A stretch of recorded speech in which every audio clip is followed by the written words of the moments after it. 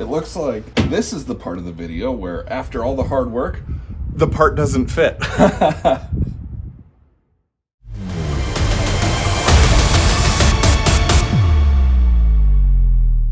Hey Garage Fabbers, Man Candy here. In the last episode, we created an adjustable jig that we're going to use to create a lot of control arms. But today specifically, the upper control arms on my wife's Mighty Max. I decided to try something new while building these control arms. The Mighty Max ball joint presses in and is then retained with a snap ring.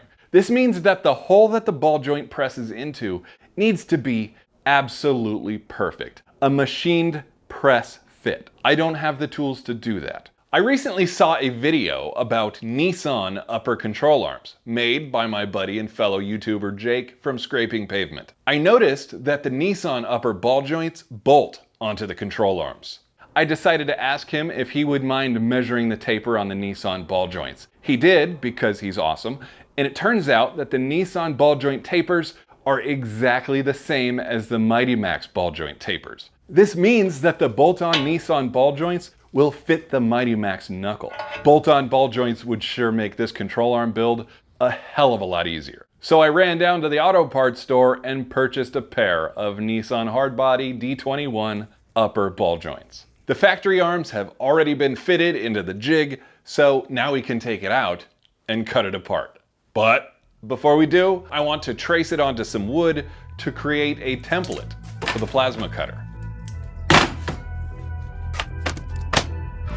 Well, that's annoying. Better go get more wood.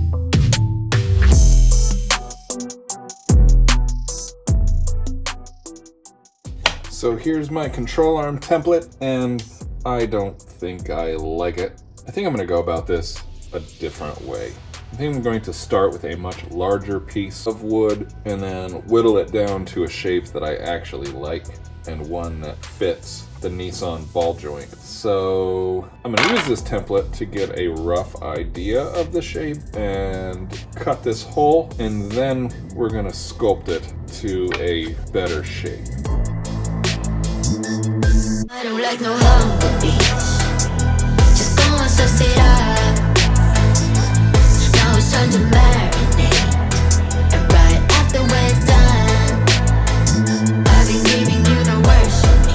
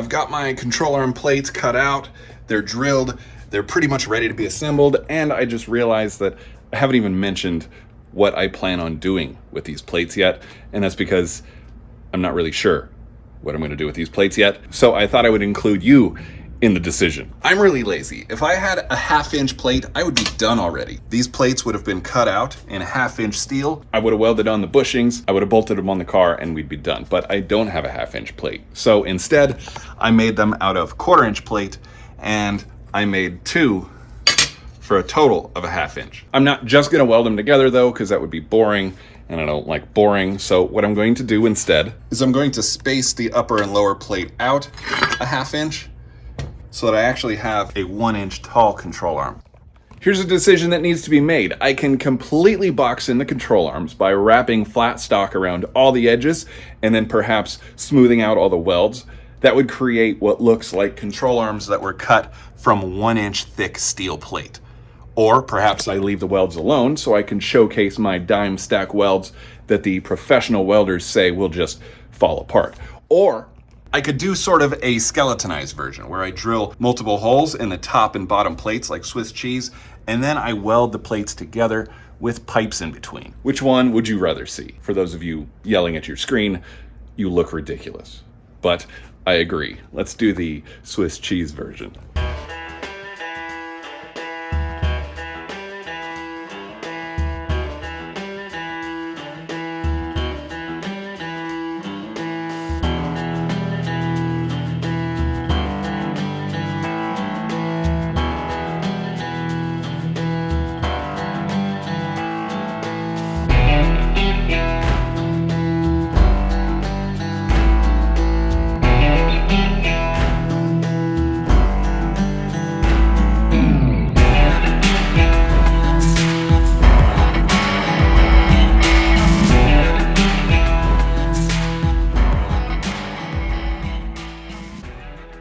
I don't know yet if this is a good idea or a really bad idea, but when you're cutting small pieces on a saw like this, they have a tendency to get launched out the back or sometimes get stuck in the blade guard. So I'm going to add a little bit of weight to it and hope that that prevents that, and also hope that I don't end up with a pair of locking pliers lodged in the skull today.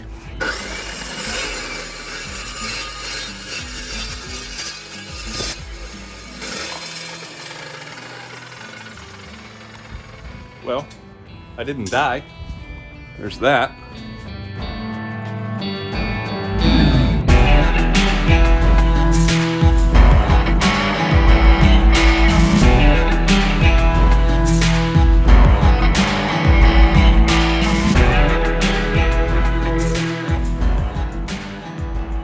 I got all the holes in the control arms drilled out. I got all the spacer tubes cut out. These are ready to be welded together, and it's time to slow down.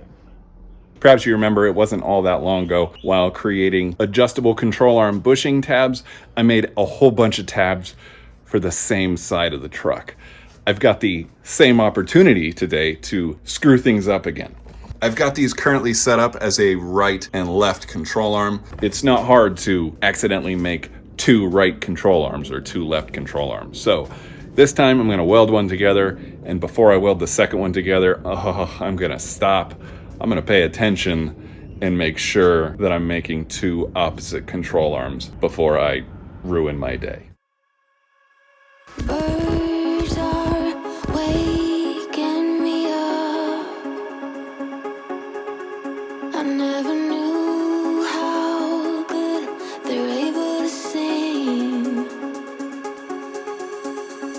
Soft, cool bed and pillow talk. While the sunbeam slowly moves and hits the sheet. I got one all tacked up, and now it's time to slow down a little bit and make sure that I make one for the opposite side. These are mirror images, I'm sure of it. Let's weld it together. But I just lost my phone. And I don't know where to go. No,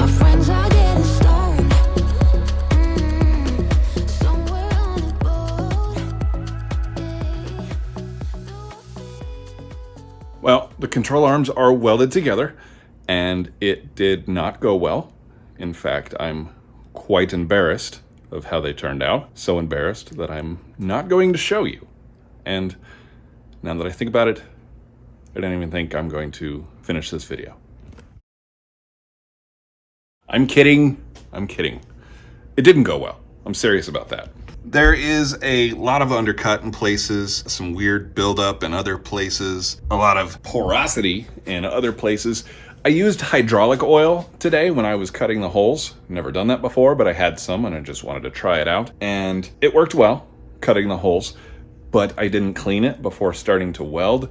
And wow, welding does not like hydraulic oil. So that was a nightmare. So then I tried to clean it, and I was rushing again, because I'm always rushing, and almost burned down the garage. So that was cool. Regardless, the welds didn't turn out the way I wanted them to. I wanted the welds to be the finished product. You would be able to see the welds. They look good. Yay. I'm not happy with the way they look, so I'm actually gonna have to spend a lot of time sculpting them with a carbide burr. I expect that to take well over an hour. Not looking forward to that.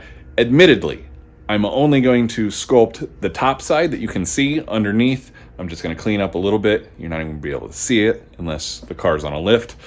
I don't really care that much, but at car shows I do care. So you got kind of an insider look underneath the control arms. Don't look under there. But for tonight, I just need to get these control arms welded onto the bushings, and we can call this one done for now.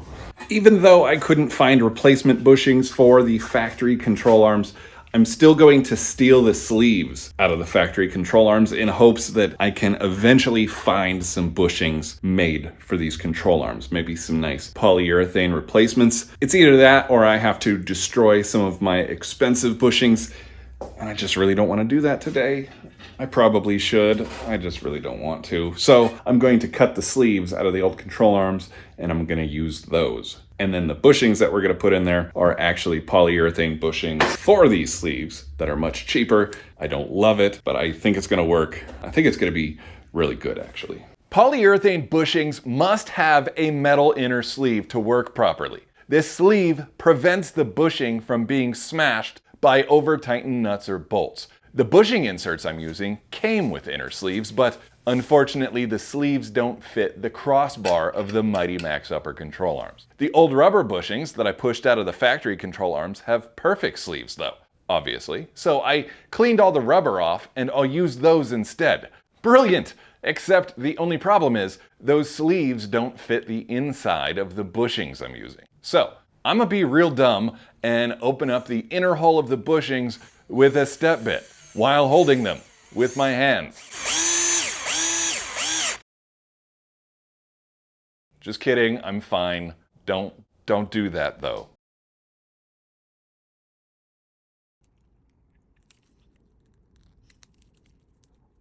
It's about time to weld everything together, but I've got to trim these ends off just a little bit because I intentionally made them too long so that I wouldn't accidentally make them too short. So I'm going to slap everything in the jig, figure out how much to trim these off, and then we get to weld everything together. And then I get to go to bed.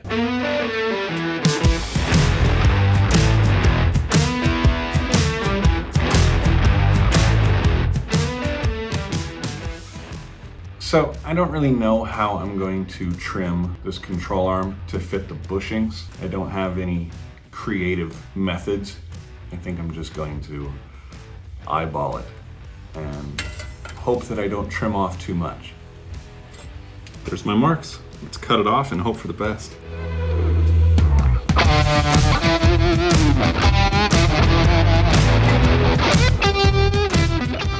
Well, I didn't cut off too much. It looks like I need to cut off another 1/4 inch.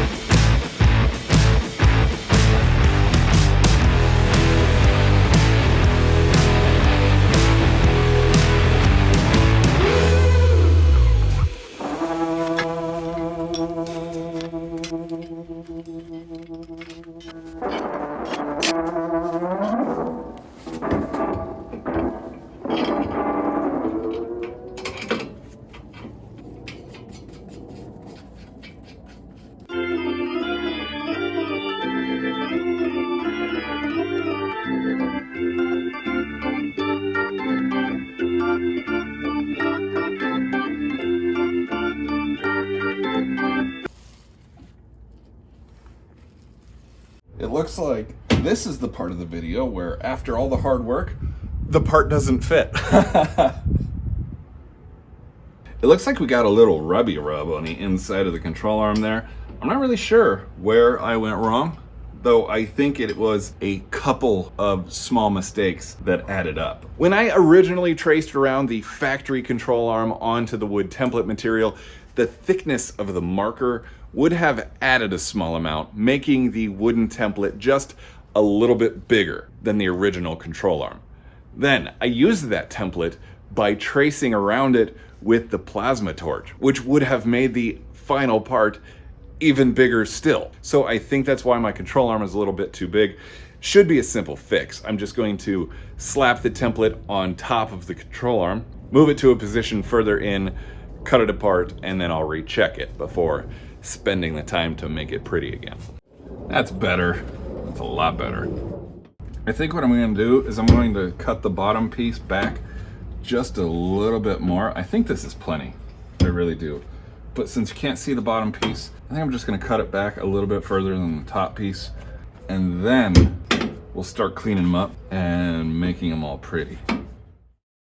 All right, here's the plan, guys, because I fear that reality may not agree with what I have in my head. I want these ugly ass welds to look like dimple dies. And I'm going to do that by carving it by hand with a carbide bit in a router. The router will keep the bit stable up and down. I just have to make perfect circles. I bought this fancy little template tool so I can draw circles around the holes. Then I just need to carve right up to those circles. I was looking for a 45-degree carbide bit. All I could find was this bit with a huge radius on it. So my plan is to just adjust this table so just the tip of this bit is sticking out, and I will just be using part of the radius. I'm hoping that resembles a 45-degree chamfer. It's going to have a little bit of a concave look, but I'm hoping that doesn't look too bad. Honestly, I will be happy if they just look better. Not hard to please right now. Let's see what happens.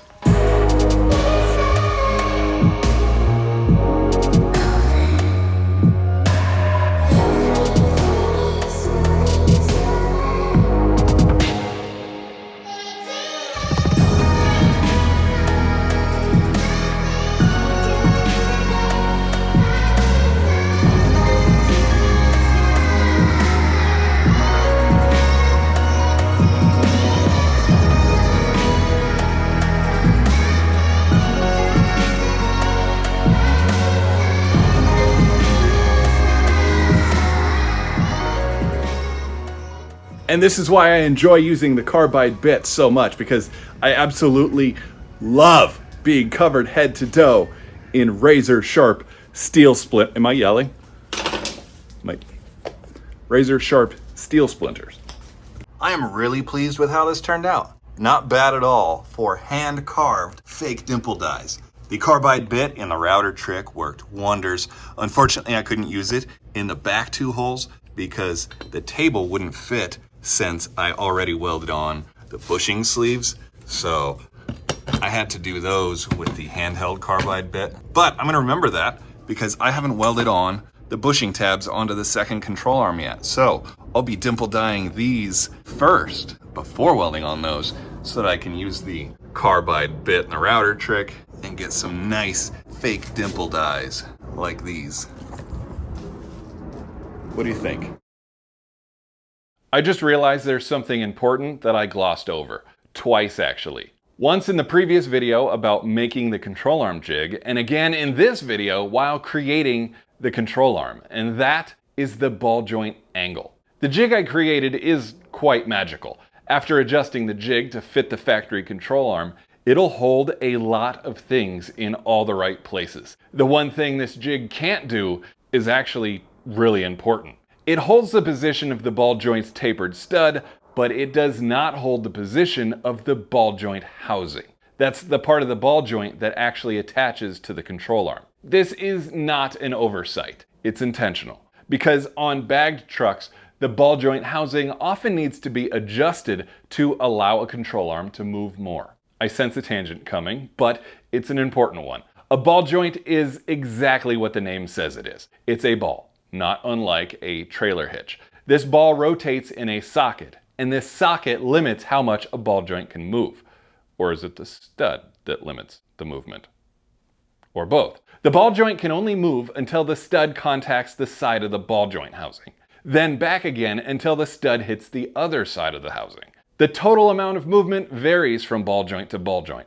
The upper ball joint for the Mighty Max gives about 70 to 80 degrees of movement. Have I bored you to tears yet? Here's a factory Mighty Max control arm in approximately the position it would be in at factory ride height. It can be assumed that Mitsubishi installed the ball joint in the best position for the amount of travel the factory Mighty Max had. Notice how the end of the control arm angles up slightly? At factory ride height, this ball joint will be centered. That gives plenty of movement for when the suspension cycles up and down. But then 18-year-old Man Candy comes along and cuts the springs and drops the ride height several inches. When a vehicle chassis drops, the control arms go up. So here's the new position of the ball joint. There's still room for movement, but not much. Then along comes 22-year-old Man Candy, who decides to install bags so that he can lay the frame on the ground. That means that the chassis drops more, and the control arms go up more.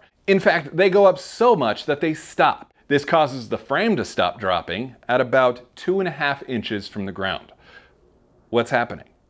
The ball joint has reached its maximum movement, meaning the tapered stud is hitting the ball joint housing.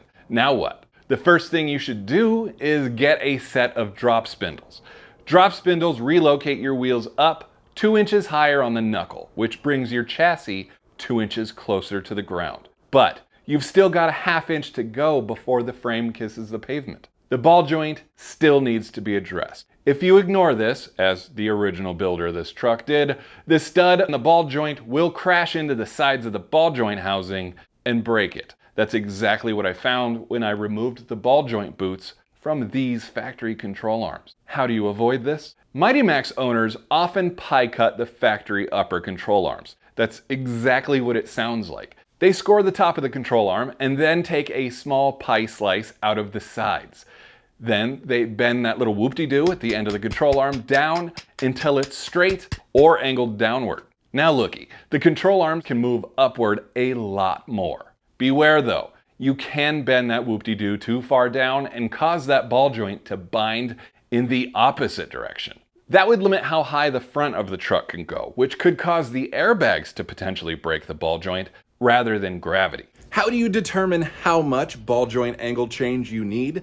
The pie cut method of the factory upper control arm will tell you. Score the factory upper control arm and cut the triangles out that we mentioned earlier. Install the lower control arm, your knuckle, and your scored upper control arm onto the truck. Then jack up your suspension the amount that you need to lay frame on whatever wheels you want. The upper ball joint will bind, and it will bend your upper control arm to the position you need. Pretty cool, huh? Tack weld it in place and then fully weld it up later. If you're making custom control arms like I am, you can just measure this ball joint angle change and transfer it over to your custom arms on the jig. Now you have a sample control arm with a reference to what your new ball joint angle will be. If you're using the pie cut factory arm, you'll want to plate the bottom of the arm to beef it up, since you essentially just cut the ends of the arm off and welded them back on. The way I determined my ball joint angle isn't going to help you even a little bit. In fact, it'll confuse the shit out of you, and my incorrect angle will probably come bite me in the ass. Subscribe if you want to see that. But here it is anyways. If you bag a factory Mighty Max, you should adjust the upper ball joint angle. But I have drop spindles and small wheels, so I don't have to adjust the ball joint angle. But I want to install 20-inch wheels with larger than normal sidewalls, so I'll need to adjust the upper ball joint angle. But I Z'd the frame 2 inches, so I don't have to adjust the ball joint angle. But I want a little extra ball joint movement just because, so I should adjust the ball joint angle. Makes sense? I don't need much extra ball joint movement, maybe just a little, so if the tire hops a bit while I'm cruising at 0 inches off the ground, the ball joint doesn't bind. So I decided simply straightening the end of the control arm will be plenty. And since I'm building the control arms out of plates, the work is already done. it's a good day for lazy me. The upper control arms are done and ready for powder coat. What color do you want to see? Black? Silver? Pink? In the next episode, I have my very first special guest, and I'm super excited about it. So until then, my friends, keep moving forward.